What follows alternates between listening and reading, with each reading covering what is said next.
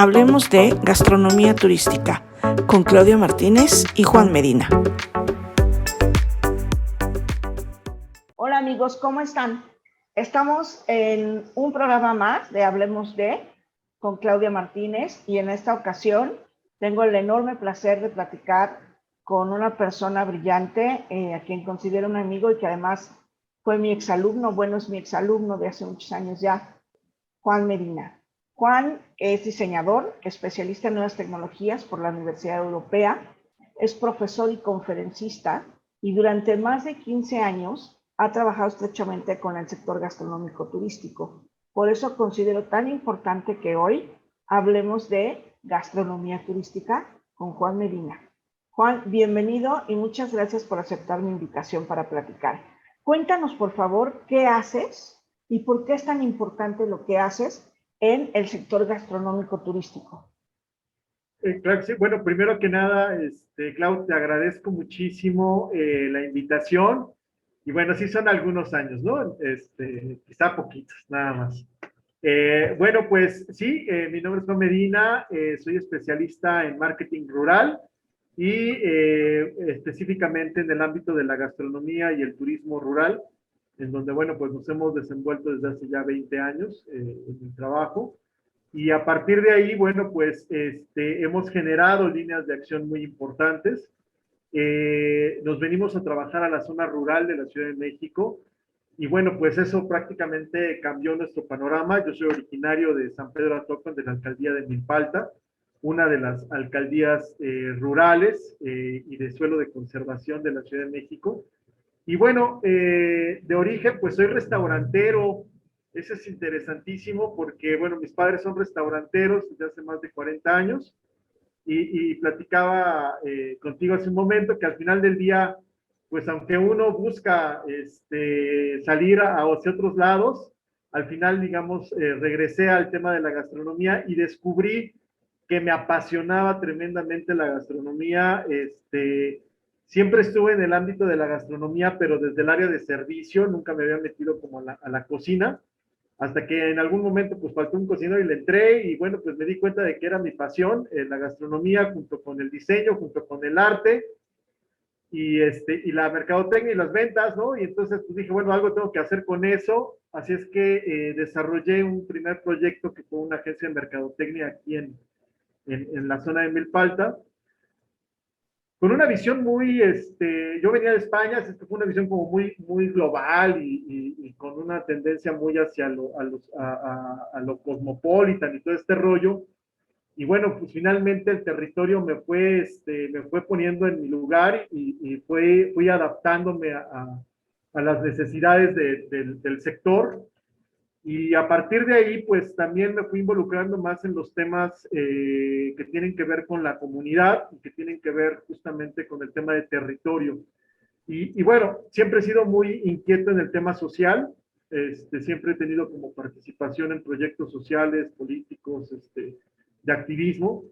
Y bueno, desde hace 20 años desarrollamos ya un proyecto muy interesante que se llama Sabor Rural México, que bueno, ahorita, después de esos 20 años, te puedo platicar ya de manera muy general, pero nos ha costado mucho trabajo consolidar ya la idea, el modelo de negocio, la idea, poder hacer realidad esto que te apasiona, que es ayudar a la gente y sobre todo cuidar el medio ambiente, pero poder vivir de ello, ¿no? Que eso es también interesante, porque al final del día, este tipo de modelos de negocios de repente son muy complicados, porque puedes perderte en el idealismo y termina no siendo un muy buen negocio, ¿no?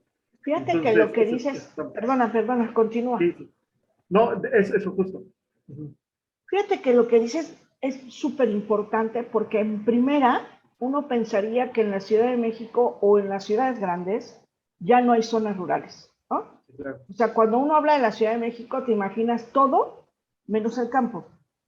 Y la realidad es que la Ciudad de México es muy afortunada porque tiene varias zonas rurales. Sí, pues Milpalta, Xochimilco, ¿no? O sea, sí tiene varias. Y la segunda cosa que me resulta súper importante es que yo siempre he creído que en el mundo no tendría por qué existir el hambre.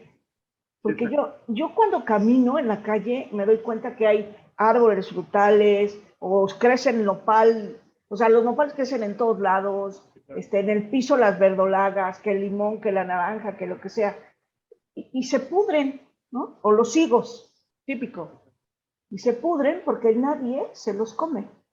Entonces yo no creo que debería de haber hambre porque hay muchos como recursos que podríamos explotar. Y, y creo que esa parte donde tú estás y sobresaltar y hacer notar que, que lo que hay en este espacio rural, ¿no?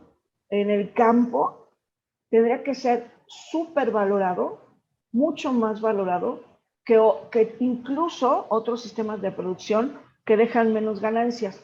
Pero como no conoce la gente, como no lo sabe, pues entonces se van con la finta y compras el nopal empaquetado al alto vacío, porque me ha pasado, en un supermercado carísimo. ¿Por qué? Pues porque no hay abasto, ¿no? Cuando yo he visto, por ejemplo, en Milpalta, los campos llenos de nopales, de sembradíos especialmente destinados a eso, y el nopal, bueno, pues es un producto buenísimo, y te digo el nopal, pero pues está la miel, está cualquier producto que tú quieras, que es sobrevendido con un marketing, ¿no?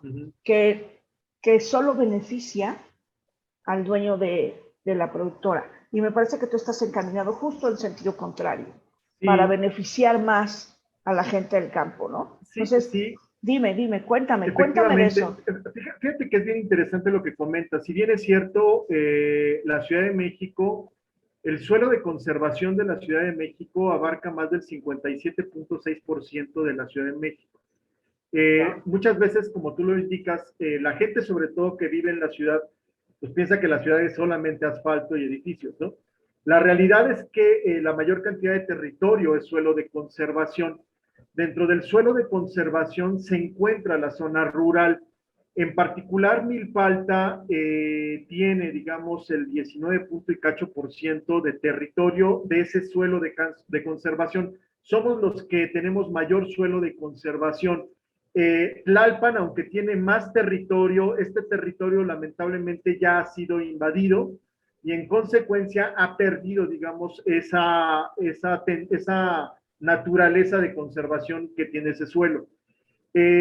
La importancia, fíjate que es interesante. Yo cuando me entré o sea, finalmente yo vivía aquí en Milpalta, pero a veces estábamos como muy alejados con esta necesidad a veces que tenemos la gente que vivimos en las zonas periurbanas o en el interior de la República, de tratar de ir a la ciudad, porque en la ciudad se supone que está todo, ¿no? De repente perdemos como el foco, y cuando regreso, después de viajar a España, me doy cuenta que Milpalta tenía grandes oportunidades, porque nada más para ponerte un ejemplo, Clau, lo que es la parte de la Cusco, que se conecta con la cordillera del Chichinautzin, que es prácticamente todos los montes, toda la sierra, toda la serranía que tú ves cuando ves hacia el sur, ¿no? Y que conecta al final con la parte del Teposteco. En toda esa área en particular se encuentra el 2% de la biodiversidad del planeta. Esto es sumamente importante, es decir, estamos hablando de que en esa zona solamente podría haber más biodiversidad que en países pequeños, ¿no? O sea, es decir, es sumamente importante. Y en esta zona tenemos, sobre todo en la parte subterránea, tenemos algo que se llama bosque de agua, ¿no? El bosque de agua abastece de agua a la Ciudad de México, el Estado de México y el Estado de Morelos. De tal suerte que todo lo que es la zona rural, que abarca Xochimilco, Milpalta, Tlalpan, Coajimalpa, también la zona de Contreras, Magdalena Contreras, etcétera. Toda esa zona en general, inclusive un poco la parte de Iztapalapa, que ya prácticamente no queda nada, ¿no? Toda esa zona de ahí representa más del 50% del territorio de la Ciudad de México. Entonces, es sumamente importante. En los conceptos de conectividad a veces hablamos de estar conectados o de estar realmente inmersos dentro de la ciudad. La realidad es que no es así, ¿no? Cuando lo vemos desde esta perspectiva, habría que preguntarse quiénes están conectados y quiénes no están conectados, quiénes están dentro de la ciudad y quiénes no están dentro de la ciudad. Y cuando hacemos estas reflexiones o cuando hago estas reflexiones con las personas con las que trabajo o con algunos proyectos o en algunas invitaciones que me hacen favor de hacer algunas universidades, siempre hago este acto de reflexión, ¿no? Es decir, muchas veces damos por hecho que los servicios ambientales que tenemos, que puede ser el aire, que puede ser el agua, son servicios que de alguna manera los damos por hecho como algo que está gratuitamente para todos nosotros. La realidad es que los conflictos del agua, están cada vez más presentes en nuestras comunidades, ¿no? Es decir, ya actualmente hay comunidades aquí en Milpalta que están teniendo enfrentamientos muy violentos por pérdida de agua, ¿no? Entonces, ese es un tema sumamente importante, Clau, porque al final del día, cuando abrimos la llave en la Ciudad de México, pues no sabemos cuál es el origen del mismo, ¿no? Llega y finalmente la tomamos y listo. Pero detrás de eso hay toda una serie de conflictos que están ligados a los servicios ambientales que ofrece la montaña y que finalmente se están enfrentando a nuevos cambios legales, porque, por ejemplo, a partir de la nueva constitución de la Ciudad de México, hay para este año un cambio de uso de suelo en toda la Ciudad de México. Y esto pone en una grave circunstancia a los servicios ambientales de esta ciudad. Solamente para que te imagines, la chinampería de Xochimilco está produciendo en menos del 20% de esa chinampería. Esto implica un gran reto para la ciudad. ¿Por qué? Porque si Xochimilco desaparece, prácticamente la ciudad desaparece, en términos generales y en términos ambientales. Milpalta y Xochimilco aportan un sistema de ambiental que permite a la Ciudad de México tener el clima que tenemos, tener la humedad que tenemos, etcétera. De tal suerte que la pérdida de suelo en esos lugares, pues es sumamente grave. El crecimiento poblacional en Milpalta es del 10% anual. Es enorme, es muchísimo. No lo notamos porque prácticamente tenemos mucho territorio, ¿sí? Y a diferencia de la ciudad que crecen hacia arriba, nosotros crecemos horizontalmente y esto pues está haciendo perder mucho territorio. A partir de este tipo de situaciones, Clau, empecé a desarrollar una serie de actividades con los productores y siendo muy consciente de qué papel me tocaba jugar en esta situación, ¿no? Es decir, bueno, era diseñador y no voy a dejar de ser diseñador, soy mercadólogo y tampoco podría dejarlo de ser, porque de alguna manera, pues es en lo que me formé y son las herramientas con las que puedo aportar, ¿no?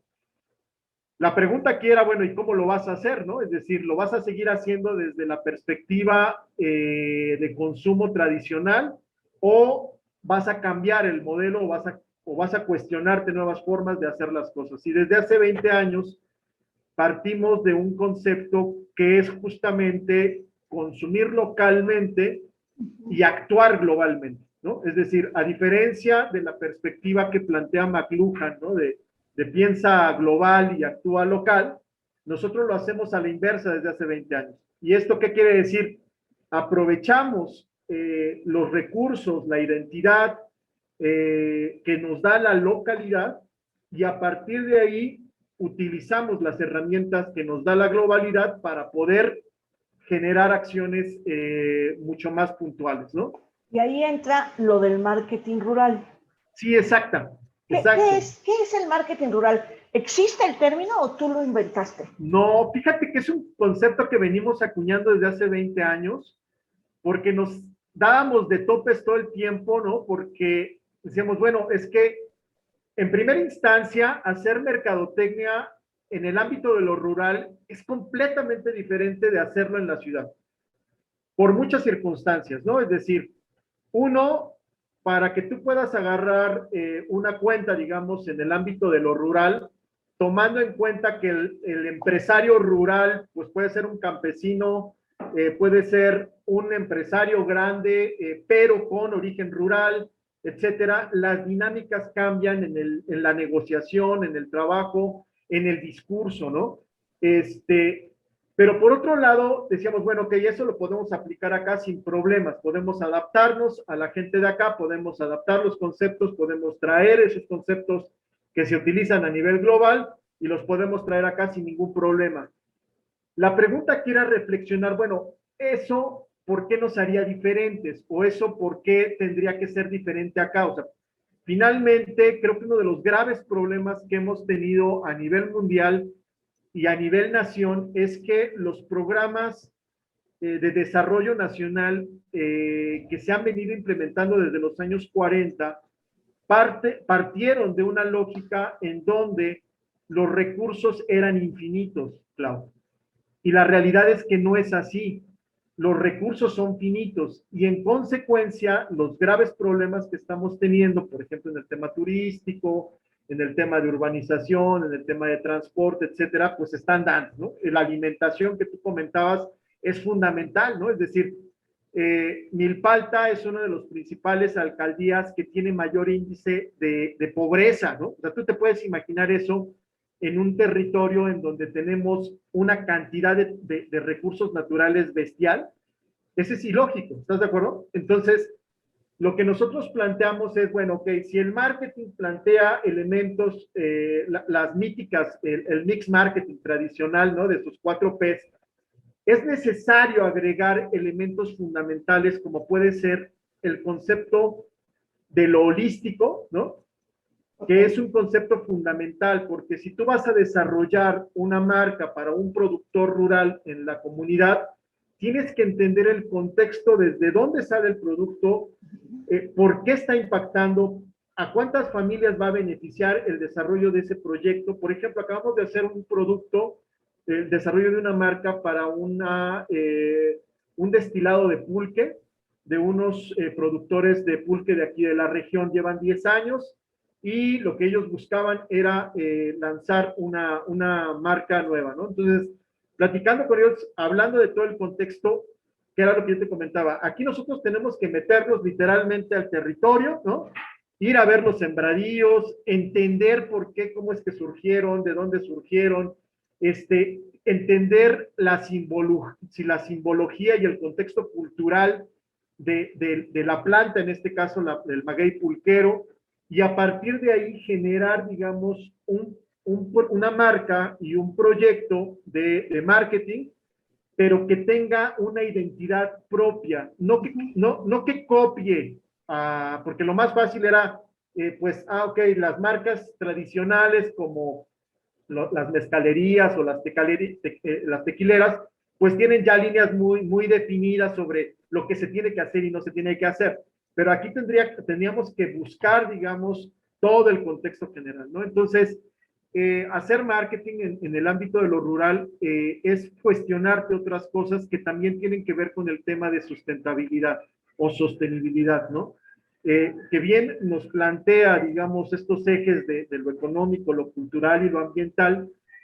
Creemos además, porque esa es otra de las tareas que hacemos aquí, es que además de eso tenemos que asesorar a nuestros clientes para poder generar otra patita de la sustentabilidad, que es el tema de la gobernanza. Y es que necesitamos vincular y orientar a nuestros clientes en cómo pueden lograr que sus proyectos puedan vincularse con el sector gobierno y en consecuencia esos proyectos puedan aterrizarse y poderse ver beneficiados de los diferentes programas de gobierno que existen, ¿no? Wow. Entonces, es un trabajo, supongo, pesadísimo. ¿Y de ahí surge tu proyecto de buscador de sabores? ¿O es otra cosa distinta? No, porque tú haces de todo, man. Sí, no, el buscador de sabores es un proyecto que emana de Sabor Rural y responde a una pregunta que todo el mundo me hace desde hace 20 años y que de repente no sabía ni cómo responder, ¿no? Porque mi perfil es muy raro. Soy diseñador gráfico, especialista en artes y nuevas tecnologías, pero hago gastronomía, hago turismo rural, y pues entonces de repente cuando me preguntaban qué haces, pues era como muy raro, ¿no? Inclusive para pedir trabajo, pues, puta, pues ¿cómo les dices, no? O sea, o sea, especialista en estos temas, ¿no? Entonces, la respuesta que siempre encontré fue, pues es que me dedico a buscar sabores y de hecho eso es lo que hago. Mi trabajo de manera personal y lo que hago diariamente es búsqueda de sabores. Me dedico a buscar productores, a trabajar con ellos, a integrarlos al proyecto de Sabor Rural. Sabor Rural es una iniciativa, Clau, que tiene tres ejes fundamentales, ¿no? El primero es una agencia de marketing rural, en donde a los productores les ayudamos, los capacitamos, les damos todas las herramientas de diseño, desde diseño gráfico, diseño arquitectónico, diseño web, diseño industrial, toda esta parte. Obviamente, ¿qué hacemos? Pues vinculamos a diseñadores de la misma comunidad a que se sumen a los proyectos. Tiene una herramienta que es la agencia de ventas de comercio justo y tiene una herramienta de la agencia de turismo rural gastronómico. Okay. Entonces, lo que yo hago es buscar a esos productores, integrarlos a este sistema y empezar de entrada a comercializar su producto en la herramienta de comercio justo, que es, ¿cómo es el tema de comercio justo? Yo no soy una comercializadora, ¿sí? O sea, Sabor Rural no es una comercializadora. Sabor Rural lo que le ofrece, en este caso a los productores, es una herramienta de ventas, ¿no? Es decir, nosotros nos trabajamos para los productores como sus agentes de ventas, porque detectamos a lo largo de estos 20 años que los productores son muy buenos haciendo sus productos, pero son muy malos vendiendo, ¿no? Entonces, ellos se dedican a hacer su trabajo y nosotros les ayudamos a vender, ¿sí? Pero no somos un intermediario más, sino que básicamente comisionamos ventas. Es decir, si yo fuera una comercializadora, tú me das un precio y yo lo reviento en el mercado, ¿no? Ajá. Aquí no. Aquí el productor me da un precio, que es el precio que él vende, y yo ese precio se lo llevo al cliente final. Por cada venta generada, yo llego a un acuerdo comercial con el productor en donde comisiono ventas. Es decir, yo trabajo con el productor como si fuera su empleado. Ajá. Nada más que lo hago de manera virtual. Ok. ¿Sí? Entonces, esa es una parte, ¿no? Digamos, de lo que hacemos en Sabor Rural. Y bueno, después viene la parte de turismo rural gastronómico, ¿no? Que esa es otra línea de acción con la cual tenemos muchísimos años. Claro, quiero comentarte que, de hecho, eso fue lo que nos orilló y nos abrió las puertas al mundo rural, porque iniciamos con una revista de turismo de aquí de la región, y de ahí nos fuimos metiendo, hasta que finalmente, pues ya pasaron 20 años, ¿no? Y estamos ya muy metidos en esto. Creamos una ruta turística que se llama la Ruta del Oro Verde, que es una ruta que abarca todo el tema del producto rural y está clasificada dentro de las 100 mejores ofertas turísticas de la Ciudad de México ya. ¡Wow! Entonces, pues ya andamos ahí sobre eso, ¿cómo ves? No, sensacional. Sobre todo creo que ahora, después de la pandemia, ahora que ya está, bueno, creo un poco más leve, la pandemia nos cambió a todos, ¿no?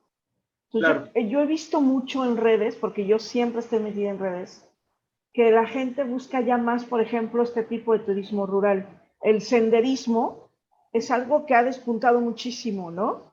El caminar por rutas del campo seguras, con guías, conociendo, explorando, creo que se está explotando muy bien. Y creo que es una buena oportunidad.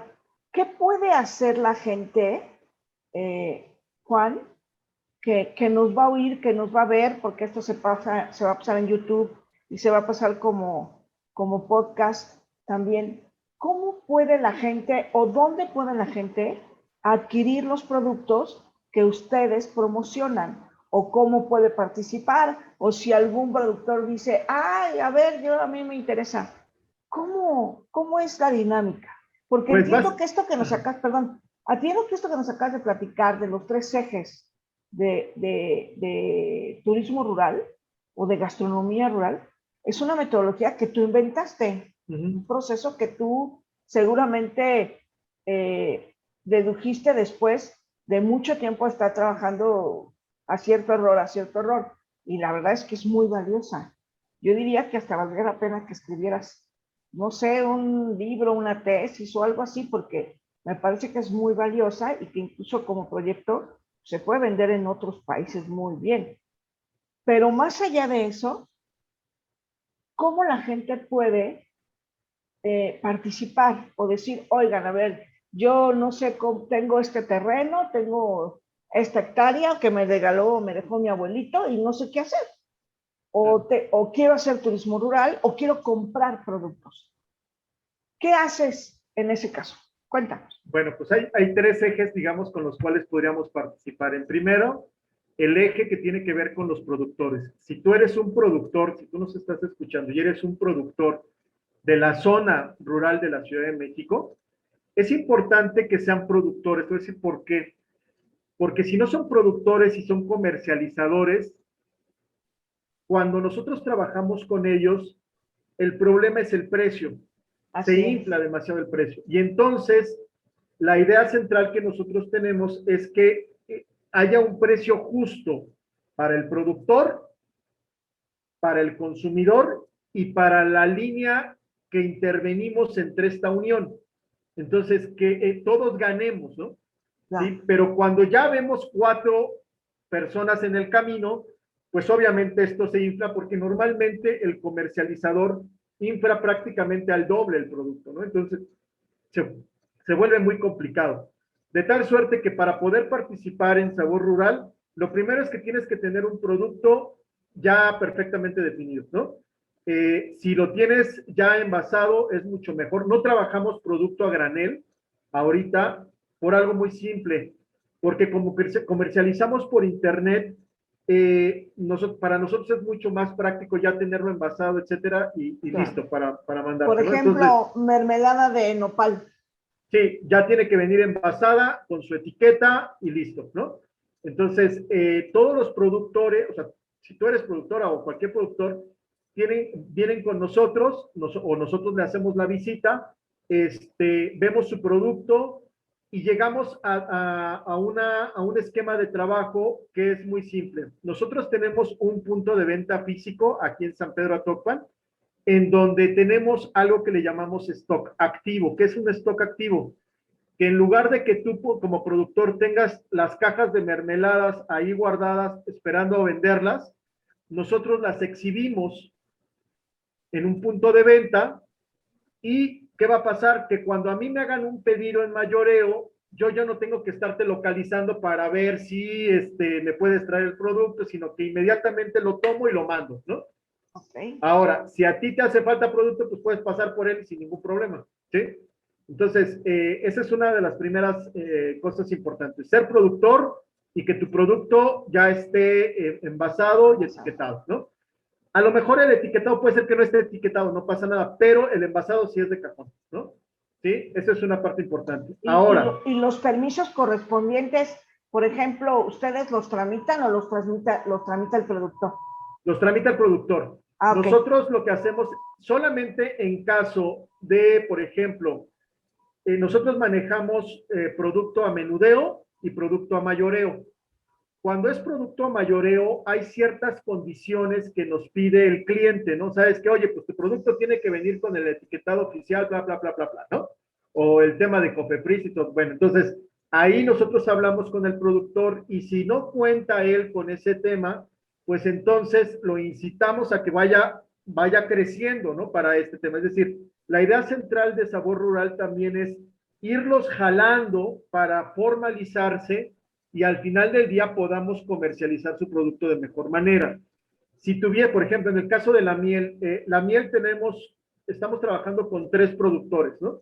Uno de la zona de Juchitepec, aquí muy cercano a nosotros, el otro de Milpalta y el otro de la zona de Tepetlixpa, aquí en el Estado de México, ¿no? El de Juchitepec ya tiene todo el etiquetado, de tal suerte que es mucho más fácil venderlo. Los otros están en ese proceso, entonces a ellos los vendemos solamente en el punto de venta físico, donde la gente llega y quiere un producto tradicional, artesanal, etcétera, pero no se está fijando tanto en la etiqueta, ¿no? Por ejemplo. O en la marca, ¿no? De la O en la miel. marca, ¿no? ¿Sí? Ajá. Entonces, hay como esos dos niveles. La Ok. idea central es que todos migren al nivel de volumen, porque es ahí donde nos conviene a todos, ¿no? Es decir, no es lo mismo vender una mermelada a venderte 10 cajas de mermeladas. Entonces, esa es como un poco la idea en ese sentido. Eso sería con los productores. Lo segundo sería con los consumidores. ¿Cómo poder adquirir el producto? Bueno, nosotros estamos en Facebook y en Instagram y estamos ahorita construyendo la tienda en línea para poder distribuir el producto a toda la República. Estamos trabajando con Mercado Libre, sin embargo es muy caro. La verdad es que se elevan mucho los costos y ya por eso estamos trabajando en nuestra propia tienda, con la intención de poder, digamos, llegar a muchas más personas, Claro. ¿no? Ahora bien, el otro esquema es como tú me comentabas ahorita, ¿no? Oye, pues yo tengo un terreno, soy productor, no sé qué hacer con esto, necesito orientación. Bueno, ahí llegamos y podemos hacer vínculos. Te pongo un ejemplo. En un paraje, en una zona de aquí, de la zona de Milpalta, de la zona alta, una productora me dice, oye Juan, a ver, tengo este terreno, ¿qué podemos hacer? Ok, nos sentamos a ver y actualmente estamos construyendo ya unas cabañas ecológicas y se va a desarrollar un proyecto ahí de museo del nopal y del maguey, ¿no? Wow. Entonces, ahí, por ejemplo, nosotros también estamos gestionando ya una vinculación con la UAM Xochimilco en la parte académica para trabajar en conjunto con los alumnos, de tal suerte que el impacto es muy grande, ¿no? En primera instancia, porque bueno, ese productor dice, bueno, ya puedo tener utilidad de este terreno, ¿no? Es decir, puedo empezar a visualizar a corto, mediano y largo plazo qué puedo hacer con ello. Actualmente tenemos 600 plantas de maguey que tenemos que sembrar, ¿no? Entonces, ese maguey, la planta productivamente te da a 7 a 9 años, ¿no? 10 años. Sin embargo, en el proceso de vida de ese maguey puede ser productivo. Entonces, todo es productivo. O sea, en el campo todo es productivo y eso es una parte fundamental. ¿Y por qué el tema del maguey? ¿Por qué decidimos el tema del maguey? Porque es una planta endémica de la región Sí. que dejó de existir o que se está extinguiendo porque el crecimiento de la mancha urbana está avanzando, por un lado, y por otro lado, los pequeños productores dejaron de lindar sus terrenos con magueyes. En la época prehispánica existe todavía, ya casi no mucho, pero existe todavía el sistema de terrazas. El sistema de terrazas, al igual que el sistema de chinampas, es un sistema agrícola muy importante. Si tú vienes de Xochimilco, de la Ciudad de México hacia Huastepec, por ejemplo, en el camino vas a darte cuenta que los terrenos están como en terrazas. Como en la escalerita, ¿no? Escaleritas. Este sistema de terrazas tú lo vas a ver aquí, pero también lo vas a ver en Machu Picchu, por ejemplo, ¿no? Wow. ¿Sí? Es un sistema de terrazas que permite que la tierra se mantenga fértil, mantenga humedad, se generan microclimas y a partir de la siembra de la milpa, que es un policultivo, nos permite de alguna manera hacer que esa tierra esté perfecta para seguir sembrando, ¿no? Esos terrenos normalmente se sembraban con magueyes. Los magueyes lo que permiten es que más bien no permiten la erosión de la tierra, de tal suerte que son sumamente importantes en el ecosistema en donde nos encontramos. Entonces, la idea central del Museo del Maguey y del Nopal, en primera instancia, es dotar de identidad a una comunidad con un espacio físico que los represente. Y por otro lado, es tener un programa de abastecimiento para los campesinos para poder volver a resembrar esos terrenos y lindarlos con maguey. Entonces, está sumamente interesante. Entonces, son de las cosas que podríamos hacer, ¿no? Wow, qué interesante. Digo, podríamos seguir hablando muchísimo sobre el tema. Se nos acaba el tiempo, pero sí me gustaría comentarles que voy a poner, si me lo permites, Juan, en comentarios de este video, las direcciones de tus redes sociales, sí, donde pueden localizarte y ponerse en contacto contigo por si a alguien le interesa. Y yo creo que el próximo paso lógico sería pues la exportación, ¿no? Claro que requiere pues un proceso más complejo de conservación, etcétera, pero yo quiero reconocerte y felicitarte porque normalmente los seres humanos somos muy indiferentes, ¿no? Al contexto y a los demás. O sea, Claro. mientras nosotros estemos bien, qué padre. Y tú siempre te has caracterizado por la comunidad, por el bienestar de los demás. Y eso es muy loable y es muy aplaudible porque estás muy joven, podrías estar haciendo otras cosas, pero decidiste este camino y la verdad te quiero felicitar porque creo que lo haces muy bien y que todos estos años de trabajo están dando frutos verdaderos y llegar, por ejemplo, a un museo para generar esa identidad en una localidad, me parece algo, una idea sensacional y te felicito por todos tus proyectos y por todo lo que nos acabas de platicar, porque la verdad es muy interesante y yo creo que cada vez más tenemos que relacionarnos con esto. Tenemos que volver a Sí. lo local, lo dijiste hace rato, ¿no? Tenemos que ser más de la tierra, más de nosotros, más de la comunidad, más del bienestar para todos y no para uno mismo. Así que pues Sí, muchas gracias, Juan, te por agradezco platicar. No sé si muchísimo, quieres Clau. agregar algo. Sí, fíjate que nada más para retomar y con eso concluyo un punto de los que mencionaste, la pandemia. Creo que la pandemia, en el caso del ámbito de lo rural, Clau, la pandemia vino a confirmarnos que el camino que estábamos tomando era el adecuado. La pandemia, si bien es cierto, para muchos sectores fue un tema pues muy complicado, para el sector rural no lo fue tanto. Te voy a decir por qué. Porque en primera instancia los productos de primera necesidad no podrían dejar de abastecerse, es decir, Claro. el campo no podría parar.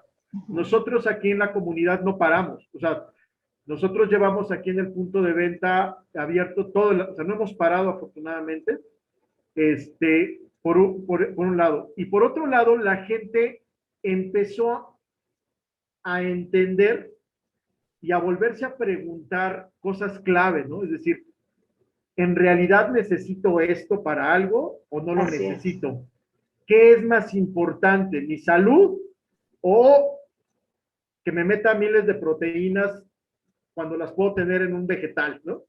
Sí, ¿sabes? Entonces, cuando la pandemia llega, el sector de, por ejemplo, el tema de turismo rural, ya venía con una tendencia a la alza muy importante, a diferencia del turismo tradicional de sol y playa. El turismo de naturaleza que abarca el ecoturismo, el turismo de aventura y el turismo rural, tiene ya un crecimiento muy importante y se espera que para los próximos años su crecimiento sea mucho mayor que el de sol y playa, ¿no? Y esto brinda varias oportunidades porque en el tema, por ejemplo, de la tecnología, tenemos herramientas como Airbnb que nos permite, es decir, todo lo que es economía colaborativa, que va muy de la mano de lo que es estas tendencias de consumo local, pues finalmente van haciéndose mucho más prácticas. Es decir, ¿para qué construir más hoteles si tienes cientos de casas aquí que se pueden construir? Claro, claro. Entonces, todo este tipo de situaciones para nosotros nos vino a ratificar que el camino, el único camino que existe ahorita para la humanidad es el tema de la sustentabilidad y que tiene que ver básicamente con preguntarse preguntas esenciales como es si realmente necesitamos consumir tanto en lugar de proveernos nosotros mismos de nuestros propios alimentos, ¿no? Entonces, en conclusión, lo que yo les diría a todas las personas que nos ven, que es importante, que voltemos al campo, que es importante que le demos importancia a los recursos naturales y que nos hagamos las preguntas esenciales, sobre todo cuando consumimos cosas, ¿no? Es decir, comprar un empaque bonito con miles de cosas adicionales que finalmente van a terminar en la basura, ¿son necesarias o no son necesarias, ¿no? Entonces, todo este tipo de cosas me parece fundamentales y es ahí donde el tema del marketing rural va a jugar un papel fundamental, creo yo, en los próximos años. Pues muchas gracias, Juan, súper interesante el tema y ojalá mucha gente nos vea para que se ponga en contacto contigo y cada vez se haga más conciencia sobre regresar a lo natural, que es lo mejor que hay. Pues Perfecto. muchas gracias, Juan. Me ha dado mucho gusto y espero vernos próximamente en otra charla para hablar, Claro ¿no? que sí. de turismo rural y de tus proyectos. Muchas Te gracias. agradezco mucho, Clau, muy amable, gracias. De nada. Chao, chao. Bye.